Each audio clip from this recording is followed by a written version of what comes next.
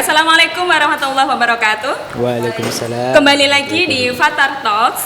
Pada siang hari ini kita sedang bersama dengan Bapak Jamiluddin Usman, seorang asesor bahan PAUD yang sangat sudah banyak berpengalaman terkait dengan proses akreditasi khususnya di lembaga PAUD. Jadi sebelumnya saya akan menyapa dulu Pak Jamil, bagaimana kabarnya Pak? Alhamdulillah baik. Di masa pandemi ini kira-kira ada itu enggak Pak? Beberapa kendala atau sebenarnya secara adaptasi seperti apa untuk proses akreditasi saat ini? Ya, jadi begini. Akreditasi itu disusun untuk mengukur apakah sebuah lembaga pendidikan khususnya di PAUD. Jadi kita ini kan bagian dari Badan Akreditasi Nasional PAUD dan PNF. PNF itu pendidikan non formal. Okay. Jadi lembaga ini dibentuk khusus untuk kemudian mengakomodir proses penilaian tentang akreditasi di level lembaga pendidikan anak usia dini dan pendidikan non formal. Pendidikan non formal itu berupa PKBM, Pusat Kegiatan Belajar Masyarakat, dan LKP, lembaga kursus itu. Nah, semua resmi lembaga pemerintah. Jadi di Indonesia ini kita kenal 3 lembaga Badan Akreditasi Nasional. Jadi BAN PAUD PNF, kemudian BAN SM, kemudian ada BAN PT yang mengurusi perguruan tinggi itu. Nah, pada masa pandemi ini sebenarnya sebelum saya cerita ke masa pandemi ya, jadi begini, sejarah proses perkembangan proses akreditasi khususnya di BAN PAUD ini perkembangannya luar biasa dan ini tampaknya juga masih belum dilakukan oleh lembaga badan akreditasi yang lainnya. Begini, di sebelum tahun 2018, di 2017 itu sistem akreditasi BAN PAUD PNF itu kalau saya membayangkan kembali flashback ke belakang itu, saya merasa kasihan sekali kepada lembaga itu. Kenapa? Karena mereka harus disibukkan dengan begitu banyak tumpukan dokumen akreditasi. Proses administrasinya itu ya Pak. Dan itu pun berbasis kertas. Bayangkan, jadi satu dokumen satu lembaga ini sekitar segini Bu. Nah, jadi sangat tebal sekali. Dan itu harus difotokopi 5 kali misalkan. Kemudian harus diangkut ke Surabaya. Habis itu misalkan dibawa ke Jakarta. Jadi saya melihat suatu saat itu kemarin di ruang BAN P Provinsi Jawa Timur itu, saya melihat tumpukan borang, namanya kan borang, berupa borang itu numpuk di pojokan ruangan itu sampai di atap situ Bu. Nah itu 2017. Begitu ribetnya proses akreditasi di BAN PAUD itu. Jadi kasihan tuh ibu-ibu, bunda-bunda PAUD yang kemudian pada saat itu mengalami proses akreditasi yang masih begitu ribet. Kemudian pada 2018 BAN PAUD PNF itu membuat terobosan bagaimana sistem akreditasi itu dibuat online. Gitu. Nah, dibuat online, semua berkas-berkas itu diupload. Oh, berarti memang sudah ada pembaruan sebelumnya ya Pak? Ya, 2018 itu sudah mulai diganti, tidak berbasis borang lagi, tetapi kita sudah menggunakan sistem online, yaitu menggunakan portal Sispena itu. Portal Sispena itu jadi para guru-guru itu tinggal menyiapkan dokumen saja di tempatnya masing-masing. Jadi borang-borang mulai standar 1 sampai standar 8 itu disiapkan di sekolahnya, kemudian tinggal mengirimkan permohonan akreditasi. Nanti kalau sudah dinilai layak untuk divisitasi, tim visitasi akan datang. Berarti secara proses bisa lebih meminimalisir waktu dan juga tidak hanya disibukkan dalam itu persiapan berkas yang bolak-balik gitu ya Pak? Nah, di 2018 itu pun juga masih ada kelemahannya. Di 2018, sebelum 2018 ke 2018 itu hanya perubahan dari berbasis kertas ke non kertas gitu saja. Gitu. Tetapi masih juga disibukkan dengan urusan dokumen. Nah, persoalannya kan kadang kan juga dokumen kan bisa juga dipalsukan tuh, Bu. Iya, dimanipulasi. Nah, jadi kadang padahal tidak dilaksanakan, tidak ada kegiatan apapun di situ, tetapi dibuat saja dokumennya misalnya. Nah, itu kan bisa. Jadi 2018 masih begitu. Jadi pada saat itu begitu saya datang ke sekolah, sebuah lembaga PAUD itu, saya tidak nengok kemana-mana sama sekali, hanya di sebuah tempat di kantor begitu, ada berkas ditumpuk begitu, saya analisis, saya lihat, saya potret, saya dokumentasikan, saya kasih nilai, gitu saja. Dan itu masih penuh dengan banyak kelemahan. Nah, kemudian ada terobosan lagi.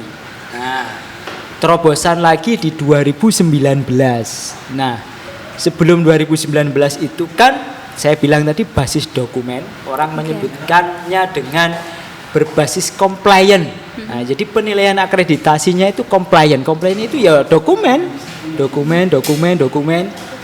yang kita nilai. 2019 ada sebuah terobosan baru bahwa yang dinilai dalam sebuah lembaga sekolah itu tidak hanya berbasis compliance-nya saja, dokumennya saja, tetapi ditambah lagi berupa performan. Performan itu penampilan. Jadi berkas urusan dokumen itu sudah diselesaikan di EDS. EDS itu evaluasi diri sekolah. Jadi berkas-berkas dokumen mulai standar 1 sampai 8 itu diupload, sudah selesai. Kemudian dinilai oleh tim. Kalau berkasnya lengkap, berarti ini dia layak divisitasi. Nah, itu. Jadi fungsi dokumen hanya apakah dia ini layak apa tidak untuk divisitasi gitu aja. Nah, pada visitasi di 2019 itu asesor itu lebih menilai kepada penampilan pada saat mengajar. Jadi kita masuk kelas mengidentifikasi. Jadi guru ini ngajarnya sudah benar apa belum. Jadi kalau di PAUD itu terkenal dengan yang namanya pendekatan saintifik itu, iya. Saintifik yang 5M itu. Nah, itu diterapkan apa enggak begitu. Dan itu kita harus lihat langsung begitu. Jadi dan ya mungkin apakah karena sistemnya ini masih baru, 2019 saya itu memvisitasi sekitar 27 sekolah di daerah Banyuwangi dan sekitarnya itu, Banyuwangi, Lumajang dan Situbondo itu, 27 sekolah itu ternyata sebagian besar ini temuan ini. Sebagian besar guru-guru TK itu ada yang tidak paham apa itu pendekatan saintifik. Dan selain tidak paham juga tidak bisa menerapkan gitu. Paham aja tidak, apalagi menerapkan gitu. Belum terlalu familiar dengan kurikulum 2013. Betul. Saya kira begitu. Di saintifiknya juga. Sepertinya begitu. Nah, karena kayaknya juga masih belum begitu belum begitu masif lah sosialisasinya itu. Jadi 5M itu ternyata masih belum banyak dipahami juga. Nah itu, jadi perubahannya seperti itu 2019 itu. Jadi kita sudah memadukan antara compliance sama performance itu. Nah, 2020 setelah dievaluasi 2019 dievaluasi gimana? Masih berat. Beratnya kenapa? Terlalu banyak instrumen yang tidak perlu untuk kemudian dan sulit itu diidentifikasi. Ini evaluasi dari sisi mana, Pak? Dari sisi sekolahnya atau dari sisi sebagai asesornya? Jadi gini, evaluasi dari sisi pelaksanaannya. Jadi dari sisi asesor. Kira-kira 2019 ini gimana ya? Nah, kemudian muncullah perubahan lagi. 2020 dirubah lagi. Jadi 2018 itu ada Sispena, kalau dibilang Sispena 01, Sispena itu portal untuk mengupload dokumen itu untuk proses pendaftaran akreditasi itu. 2019 ada Sispena 2, 2020 ada Sispena 3. Nah, ini sudah beda lagi. Bedanya kenapa? Instrumennya lebih sedikit, instrumennya lebih sederhana. Kalau dulu itu 2018 pertanyaan yang harus diajukan itu banyak sekali. Ada sekitar 60 hal yang harus diidentifikasi. Kalau saya melihat yang paling rumit itu di bagian standar 1.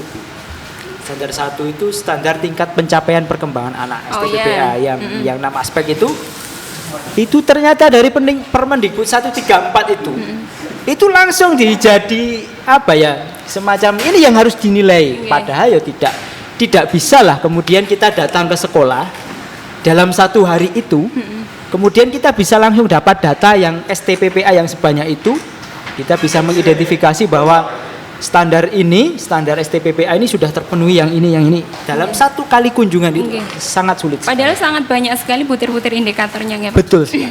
Banyak banget. Itu belum persoalan manajemen, manajerial itu baru proses bagaimana 6 aspek perkembangan itu dikembangkan. Nah, 2020 kemudian disederhanakan dengan 30 item saja. Jadi pertanyaannya 30 saja. Kemudian ada pengurangan dari sisi dari yang saya bilang tadi STPPA itu. Jadi sekarang dari sisi asesor lebih sederhana, lebih enak. Kemudian yang dari sisi asesi yang divisitasi itu juga kemudian tidak terlalu rumit juga. Cuman yang 2020 ini persoalannya adalah ini masih belum diberlakukan. Jadi hari-hari ini kita masih sedang uji coba, uji instrumen akreditasi. Kemarin tanggal 24, 25 2020 Agustus itu kita masih uji instrumen. Uji instrumen itu apakah pertanyaan-pertanyaan yang ada yang akan kita tanyakan ke asesi itu nanti itu sesuai apa enggak? Maksudnya mereka bisa memenuhi enggak? Takut ya pas ketika kita minta ini Bu, ternyata tidak bisa ternyata di situ memang tidak terjadi begitu. Salah satu contohnya itu saya kemarin menemukan bahwa banyak guru-guru itu belum bisa menganalisis bahwa kita kan ada di DTK itu daftar ukuran lingkar kepala anak, tinggi badan itu kan. Nah, itu kan setiap bulan kan harus dilakukan itu. Nah, ternyata di konteks akreditasi itu wajib ada yang namanya analisis. Selama ini yang diketahui para pengelola PAUD itu setelah diukur lingkar kepala anak ini berapa, tinggi berapa, berat badan berapa, ya cukup data itu saja. Hanya data kasar gitu. Nah, data kasar saja itu yang dimiliki mereka begitu. Padahal harus ada analisis kan? Nah, misalkan kalau lingkar kepalanya sekian begitu. Nah, ini masuk rekomendasi apa? Normal atau tidak? Kalau ini ternyata tidak normal, kan harus ada rekomendasi. Dirujuk ke puskesmas misalkan terdekat, ke rumah sakit terdekat misalkan. Nah, itu salah satunya begitu. Nah, ini masih sedang dalam tahapan uji coba. Tanggal besok mulai 28 ini masih uji sistem. Jadi kita sudah melewati uji instrumen 2 kali itu melibatkan beberapa teman-teman asesor, dan mulai hari Senin tanggal 28 September itu kita akan uji sistem. Uji sistem itu dalam artian sistem Sispena itu tadi, kemudian yang connect ke Dapodik dan lain sebagainya. Karena selama ini database Sispena itu masih belum connect ke data pokok pendidikan, apalagi yang dari Kemenak. Jadi kayak RA itu dari Kemenak itu kan dia tidak pakai Dapodik, dia itu menggunakan EMIS. Dan itu beda secara secara konten ataupun aplikasinya berbeda jauh seperti itu. Beda rumahnya saja Bu, rumahnya saja yang berbeda. Kalau dari sisi pendataan, wong itu hanya sekedar seputar data lembaga saja, Dapodik, data siswa, data guru. Cuman satunya namanya Dapodik, di hostingnya lah katakanlah begitu, hostingnya Kemendikbud, satunya menggunakan EMIS. Nah, seperti IAIN Madura ini kan dia EMIS. Pernah loh kampus IAIN Madura itu menjadi juara 1 tercepat, terakurat dalam hal EMIS itu tadi. Luar biasa sekali. Nah, kemudian nanti setelah uji coba ini selesai, nanti akan kita aplikasikan di bulan November itu. Informasi yang saya terima begitu. Nah, sebenarnya saya tidak punya kewenangan ini ngomongin tentang ini Bu, karena saya bukan anggota PAUD Provinsi Jawa Timur. Saya hanya sebagai asesor saja, dan sebenarnya tidak boleh menyampaikan sesuatu hal yang tanpa seizin PAUD Provinsi. Takutnya ada yang salah gitu, karena informasi itu terus tetap selalu berkembang. Jadi intinya begitu. Yang penting Bapak Ibu semua, para pemirsa di mana saja, di rumah dan di kampus dan di mana saja, paling tidak sudah punya semacam gambaran lah. Iya Pak, itu yang menjadi penting soalnya dalam perkembangan saat ini teknologi dan lain sebagainya itu kan seseorang dituntut untuk adaptasi dan update dengan informasi Iya, yang betul terbaru sekali. seperti itu. Iya, karena memang perkembangannya sangat cepat sekali. Oke. Jadi hari ini begini, besok begini. Nah itu kasihan loh kadang itu saya sama para asesi itu, para bunda-bunda pengelola PAUD itu kadang mereka keteteran. Iya Pak. Ini sudah terlanjur di upload begini sekian banyak ini Pak dokumennya, harus upload lagi ya? Iya Bu, saya katakan begitu. Enggak, karena informasi itu Pak, informasi terbaru tapi tidak tersampaikan kepada beliau-beliau yang memang terjun di lapangan seperti bunda-bunda PAUD itu. Enggak. Dan ini menarik Pak, dari beberapa permasalahan yang juga ditemui oleh asesor secara langsung dalam proses akreditasi. Kan bagaimanapun pasti asesor juga tahu bahwa proses dalam kegiatan pembelajaran itu terkadang beberapa secara dokumen yang hanya dibuktikan secara dokumen itu ternyata pada kenyataannya tidak dilaksanakan di suatu sekolah. Nah, sebenarnya kalau dari asesor sendiri, dari saat melakukan visitasi ke suatu lembaga, itu pemberian penilaian itu apakah hanya dari sisi dokumen saja? Kan tadi setelahnya ada evaluasi dan ada pembaruan dengan dan melihat bagaimana kinerja atau cara mengajarnya secara langsung.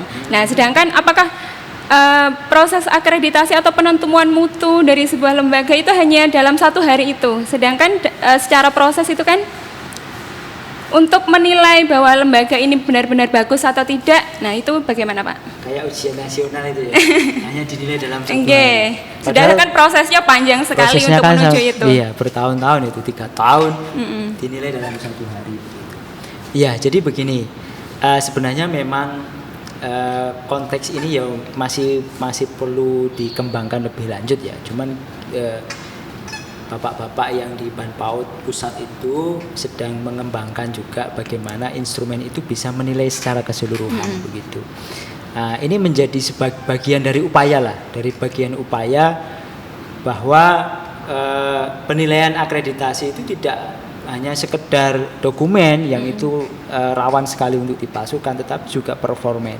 Nah, bagaimana performen itu bisa segampang mungkin, semudah mungkin bisa didapatkan proses pada saat identifikasi itu. Apalagi sekarang itu visitasi itu tidak bisa kemudian dilakukan secara luring. Okay. Nah, itu menjadi hambatan lagi. Sedangkan instrumen yang kita uji kemarin itu rata-rata pertanyaannya itu tidak akan sangat sulit pas ketika kita harus visitasinya secara daring. Nah, kemarin waktu di uji coba itu kita uji coba visitasinya itu secara daring. Dan ya begitu, data tidak lengkap, kemudian asesi itu agak kebingungan, mau jawab apa ini? Karena full wawancara pertanyaan, pas ketika dia ngomong, iya Bu, saya punya Bu. Nah, ya nanti, karena kan jadi gini, proses visitasi yang sekarang ini berjalan, selain data wawancara itu dia juga masih harus menyertakan dokumennya, boleh video, boleh foto, atau berupa dokumen yang lain. Jadi ketika yang bersangkutan ngomong, iya Pak, itu kami lakukan. Nah, kita pasti akan mengejar lagi. Ya oke, nanti dokumennya dikirim ya Bu ya. Dokumennya misalkan tentang PHBS, perilaku hidup bersih dan sehat. Di situ dilakukan apa enggak begitu. Oh iya Pak. Ya, jadi misalkan ketika wawancara itu semangat, iya Pak, ini begini. Ya nanti di ya Bu ya, dikirim dokumentasinya, laporannya. Ada yang minimal kan ada foto atau video kegiatan begitu, atau kunjungan dari puskesmas lah katakanlah. Nah, kadang-kala ketika kita tanya begitu, mereka bingung dan tidak sesuai gitu Bu. Jadi ngomongnya begini, ternyata dokumennya begini ya. Itu yang kemarin kita temukan begitu. Jadi memang paling tidak kita sudah punya usaha untuk kemudian bagaimana proses akreditasi itu tidak hanya diukur dari dokumen. Karena kalau kita lihat di lembaga sebelah itu masih fokus di dokumen.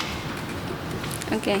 Sebenarnya ini menjadi catatan juga sebagai modal untuk pembaruan sistemnya Pak. Dan agar suatu lembaga itu tidak hanya dinilai dari sisi kelengkapan dokumennya saja seperti itu.